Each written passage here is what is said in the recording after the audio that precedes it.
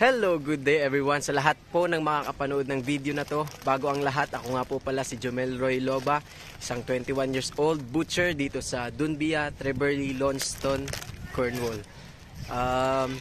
Bagong lahat, gusto ko lang i-take tong opportunity na to para magpasalamat sa eSynergy International School. Isa po ako sa mga natulungan nila noong pandemic kasi pinasok nila ako bilang scholar sa TESDA, Slaughtering Operations Swine NC2. At ngayon, after 2 years, nandito na ako sa United Kingdom. Nagtatrabaho na bilang isang butcher. Napakalaking pasasalamat ko po, lalo na sa ating Puong May Kapal.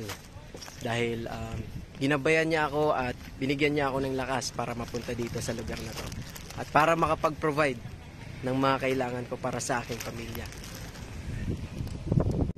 Napakalaking tulong po para sa akin ang binigay nilang opportunity. Dahil kumpara noon na nagtatrabaho ako sa Pilipinas bilang isang butcher, ang sinasahod ko po sa isang kinsenas ay isang araw ko lang po dito sinasahod. Kaya masasabi ko po na medyo nakakaraos na din kami financially dahil yan sa tulong ng TESDA Cavite at eSynergy International School.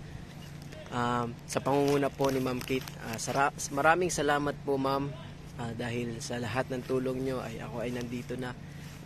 Naway pagpalain pa kayo ng Diyos at bigyan pa kayo ng more power and more strength ng eSynergy International.